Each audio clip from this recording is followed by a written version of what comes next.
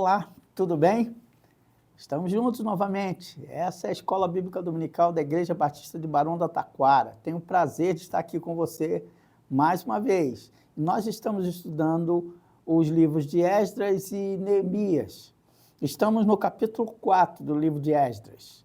Já estudamos algumas lições e se você quiser recapitular, você pode ver as lições anteriores. Eu já te falei, né, que o endereço da nossa igreja é Praça Seca, número 32. É em frente à estação do BRT da Praça Seca. E aí, se você quiser, todos os domingos estamos aqui às 9 horas da manhã e o culto, 10h30, nossa escola bíblica dominical presencial, e às 19 horas temos o nosso culto vespertino. Às quartas-feiras, vespertino ficou chique, fala a verdade. Às quartas-feiras temos nosso culto de oração, às 20 horas. E você será sempre muito bem-vindo aqui, pode nos procurar, teria um prazer de falar com você e te dar um abraço e louvar a Deus junto com você aqui nos nossos cultos. Essa escola bíblica dominical, ela é um pedacinho do que nós estudamos aos domingos aqui. Se você vier, como eu falei para você, você sempre será muito, muito bem-vindo. Mas se você quiser fazer um comentário também, seu comentário é bem-vindo e vai chegar até a mim.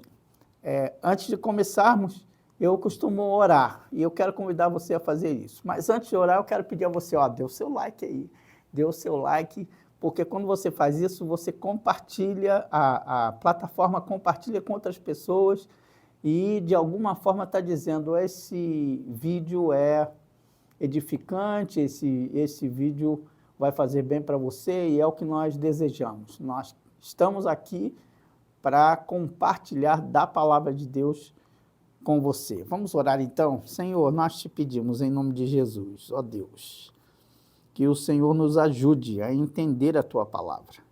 E mais do que entender o que está escrito aqui no texto, é aplicar o que nós aprendermos a cada momento de nossa vida. Nós te agradecemos que a tua palavra é muito rica, poderosa e transformou as nossas vidas e pode transformar, como diz ela mesma, pode transformar a vida de cada pessoa que abre as Escrituras, estuda, lê e descobre que em Jesus nós podemos ser salvos. Nós te agradecemos por isso e fazemos essa oração em nome de Jesus. Amém, amém. Você já deu o seu like? Se não deu, é a hora de dar o seu like aí, abra lá a sua Bíblia em Esdras capítulo 4. Eu preciso dizer para você que Esdras e Neemias, eu já falei isso, mas eu vou repetir, Esdras e Neemias na Bíblia hebraica formam um único livro, mas o conteúdo é exatamente igualzinho o nosso que os organizadores dividiram em dois blocos, o bloco de Esdras e o bloco de Neemias. Mas a primeira leva, aquela do Esdras capítulo 1, Esdras ainda não está em Jerusalém.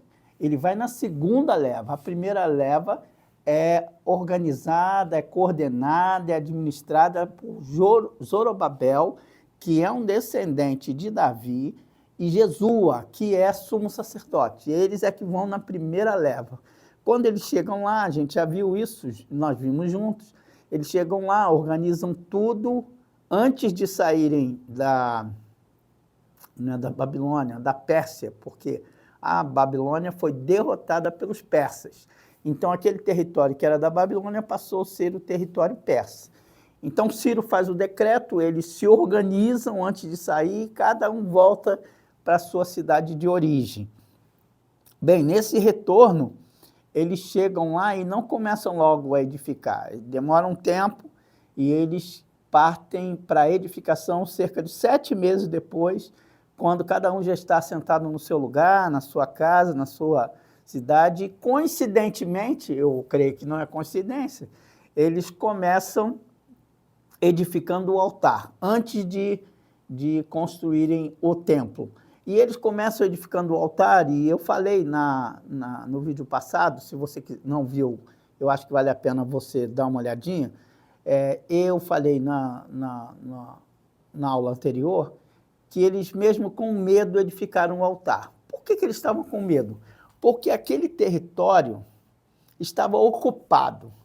Aí você vai dizer, ocupado por quem? Aqui você vai entender que eles estavam ocupados por outras terras, porque tinha uma administração política muito interessante, que era assim, deportava, tirava um grupo de pessoas daquela região, colocava em outras, e essas de outras regiões eles colocavam ali nas terras de Jerusalém. Então, a terra estava sendo habitada por outros povos, por outras pessoas. E o decreto de Ciro é que eles retornassem. Mas ele não tirou aqueles que foram ajustados na terra. E agora a gente vai começar a ler e você vai perceber a administração e a dificuldade para gerir tudo isso aqui. Capítulo 4, versículo 1 diz assim: os inimigos de Judá e Benjamim souberam que os exilados estavam reconstruindo o templo do Senhor, o Deus de Israel. Eles foram a Zorobabel e aos outros chefes de família e disseram: queremos participar da construção, pois também adoramos seu Deus como vocês. Temos oferecido sacrifício para ele, desde que Estaradom, rei da Assíria, nos trouxe para cá. Mas Zorobabel, Jesua e os outros chefes de família de Israel responderam: de maneira nenhuma. Vocês não podem participar desse trabalho. Somente nós construiremos o templo para o Senhor, o Deus de Israel, conforme Ciro, o rei da Pérsia, nos ordenou.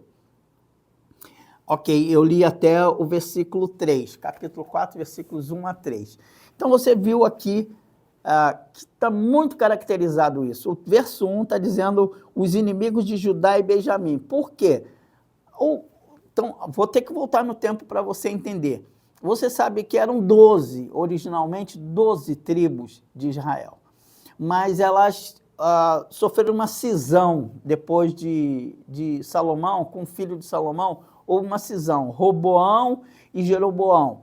Roboão era descendente de Salomão, ele era da mesma tribo de Davi, era descendente, então, do sangue de Davi. Havia uma promessa feita aqui no Reino do Sul. Mas o Reino do Norte, 10 das 12 tribos foram para o Reino do Norte.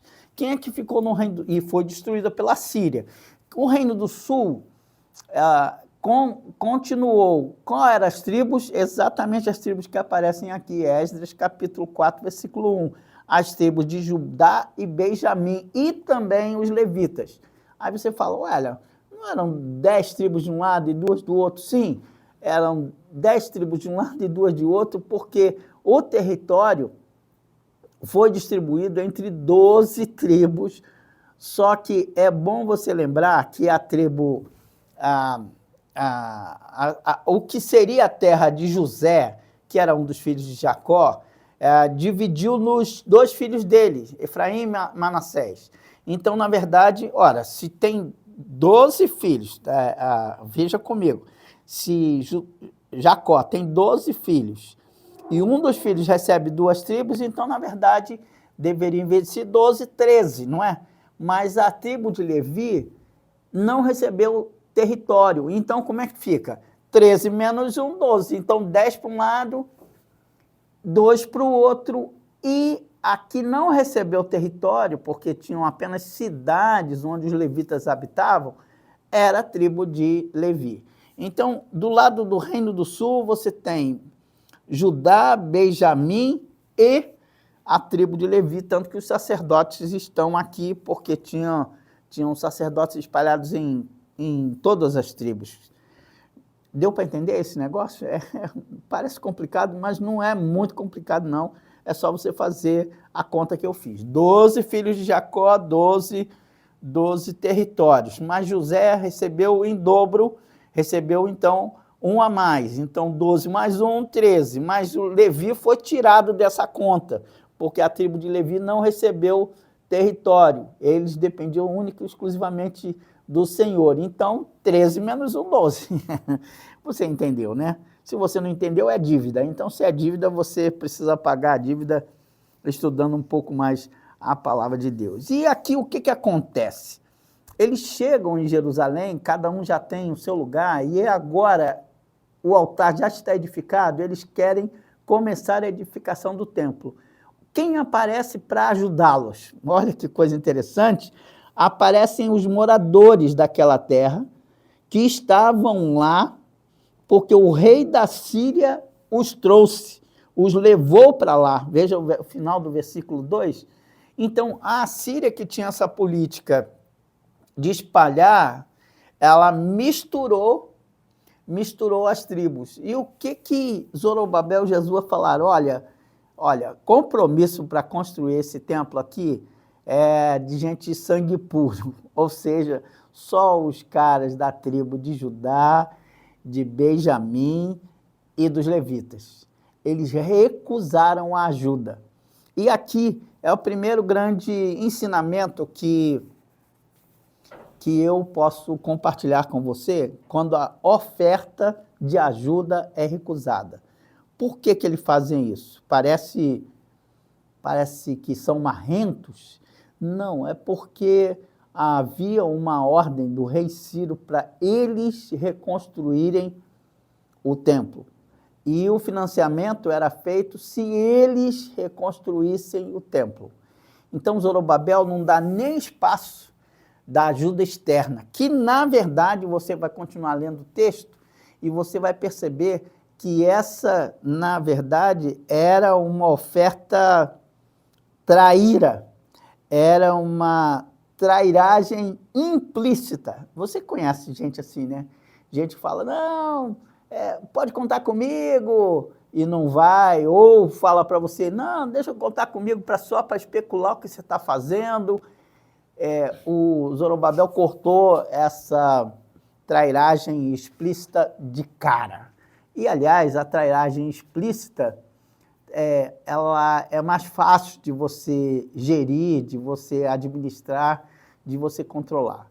Bem, então, o que eu aprendo com isso? É que qualquer tarefa que você for executar, também as tarefas divinas, eclesiásticas, mas as tarefas profissionais também, as tarefas escolares também, quando você percebe que existe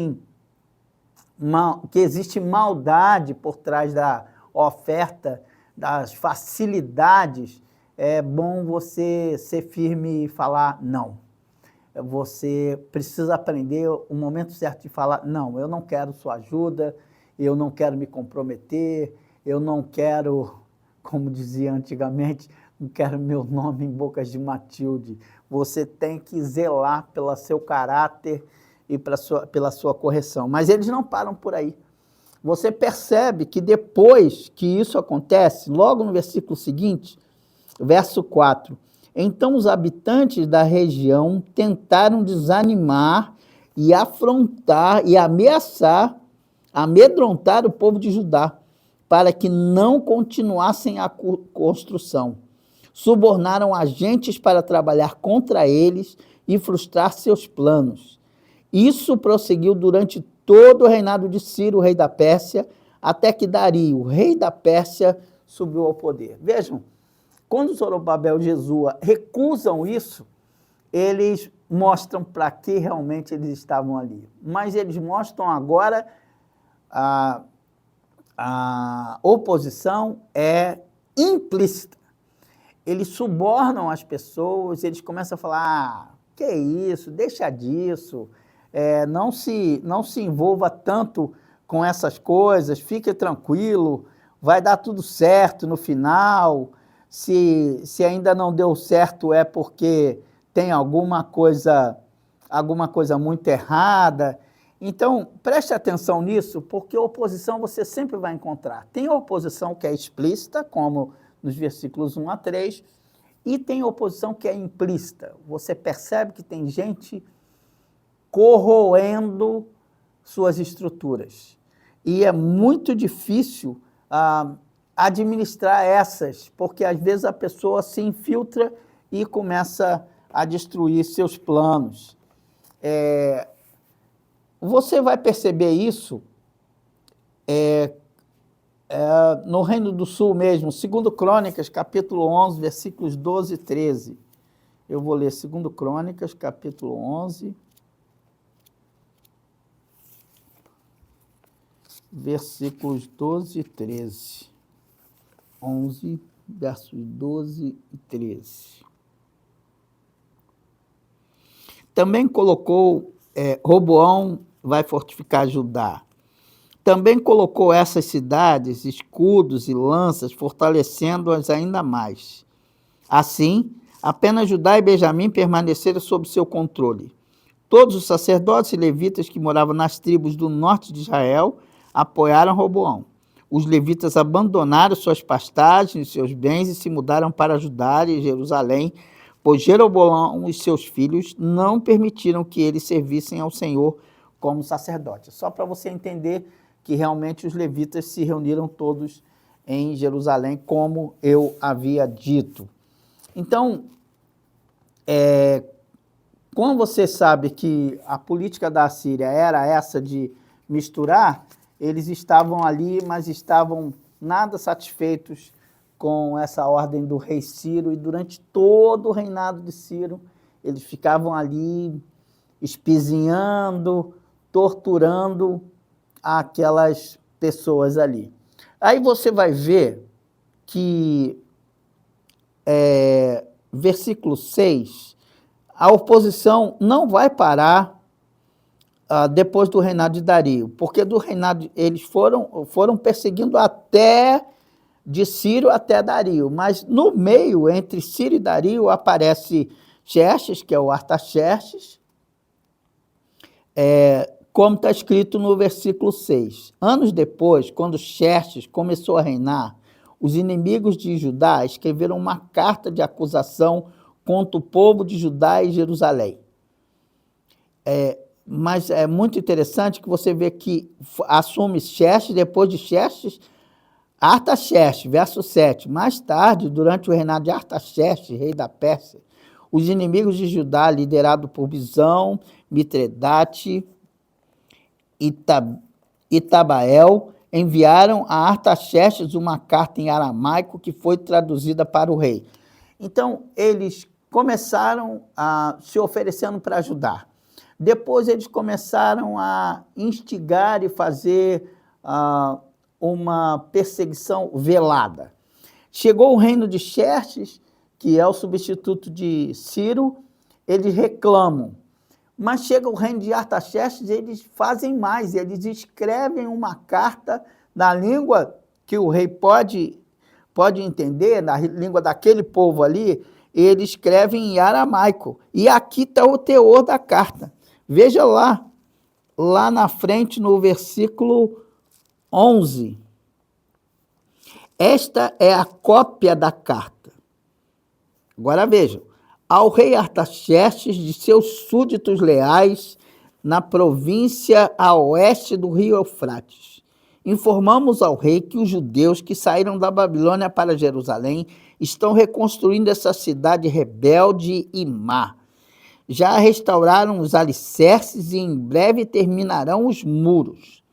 É bom o rei saber que se essa cidade for reconstruída e seus muros forem concluídos, haverá grande prejuízo para o tesouro real, pois os judeus se recusarão a lhe pagar tributos, impostos e taxas.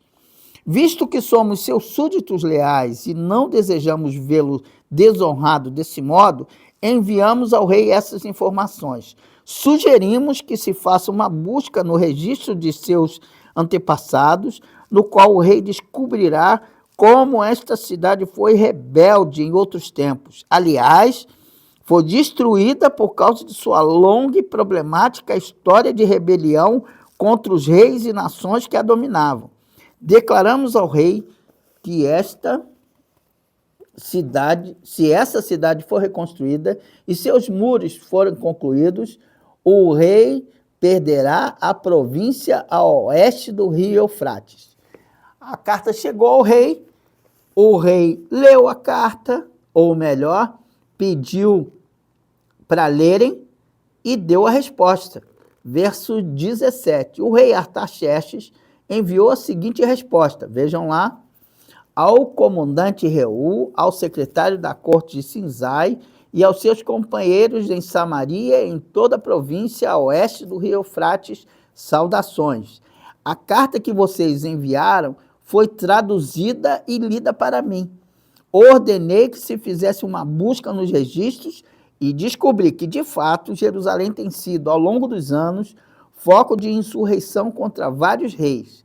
Aliás, rebeliões e revoltas são normais ali. Reis poderosos governaram sobre Jerusalém e sobre toda a província oeste do rio Eufrates e receberam tributos, impostos e taxas.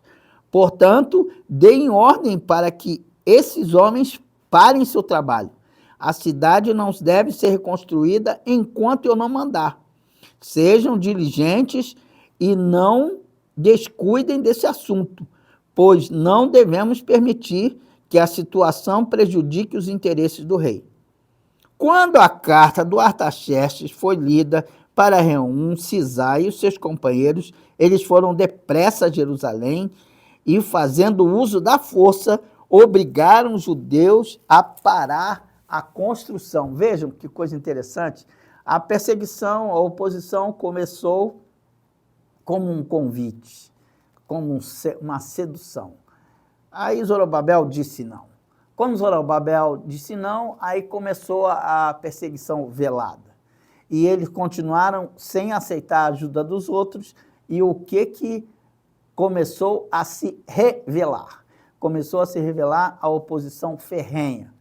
Primeiro com Xerxes, depois com Artaxerxes, e até uma carta foi escrita cheia de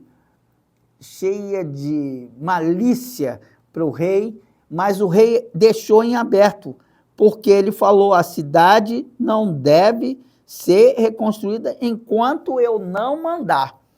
Porque a investigação que ele fez, se você for olhar aqui, deixa margem, a acusação que eles fizeram, deixou margem para a investigação do rei, que viu a época do rei Davi, viu a época do rei Salomão, e, na verdade, as conspirações eram internas. Só o finalzinho do Reino do Sul é que eles se rebelaram contra a Babilônia. E aí pararam a construção do templo. Agora, é bom destacar, nesse final de lição, o seguinte para você. É aí que vão aparecer o profeta Ageu e o profeta Zacarias. Eles vão chegar a falar com eles de forma muito clara. Ageu vai ser mais direto. E fala, vocês precisam voltar a construir o templo. Zacarias é mais enigmático do que Ageu. E qual é a sugestão dos profetas? Ambos os profetas vão sugerir para eles entrarem em contato com o rei e mostrarem o decreto de Ciro, que está em Esdras capítulo 1, versículo 1. Mas a lição de hoje é para mostrar a você que a obra parou quase 15 anos por causa disso, por causa da oposição. Ela foi concluída depois, e a gente na próxima lição vai trazer um gráfico para você entender muito bem isso, mas o destaque da lição hoje é que nós que servimos a Deus sempre vamos encontrar oposição. Seja ela velada ou revelada, sempre vai ocorrer oposição. Por quê? Porque nós somos filhos de Deus. Nós temos outros padrões, nós temos outra conduta que se opõe à conduta do mundo. Quando você diz, não vou mentir, não vou entrar em negociatas, não vou omitir nada, é porque você está se opondo ao costume do mundo de hoje. E aí, algumas vezes a gente tem que parar a obra, tem que estagnar nossos projetos, interromper os nossos projetos, é quando entra o profeta com a palavra sábia, que lembrando a você que foi Deus quem abriu essa janela por meio do rei Ciro, e é ele quem vai manter a janela aberta para a construção do templo, se eles voltarem ao decreto de Ciro e mostrarem para Artaxerxes que ele continua na obra, tem como grande referência o rei Ciro, que era chamado de Ciro o Grande. Eu aprendo muito com isso, aprendo que eu preciso estar sensível ao que acontece à minha volta, tenho que estar muito firme na minha fé, nos meus propósitos, e saber o que eu quero realmente fazer. E algumas vezes, infelizmente, a gente tem que parar a obra, a gente tem que parar o que está fazendo. Mas é nesse momento que aparece alguém como voz de Deus para que nós voltemos a executar nossa tarefa, voltemos aos nossos propósitos. E eu sei que você sente isso no seu dia a dia. Tem hora que a gente tem vontade de desanimar, de parar, falar, isso não funciona, isso não dá certo. Mas sempre chega alguém com uma voz de Deus batendo no meu ombro, no seu ombro, e falando, continua a obra, continua fazendo. Porque a obra não é sua, a obra não é da igreja, a obra é de Deus. E se Deus abriu essa oportunidade, é a oportunidade de você servi-lo.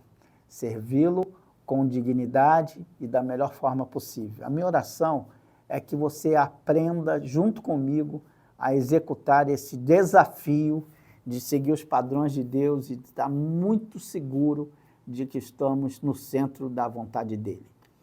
A minha oração é que você tenha uma semana abençoada e que essa palavra, de alguma forma, encontre lugar dentro do seu coração. Que Deus te abençoe. Amém.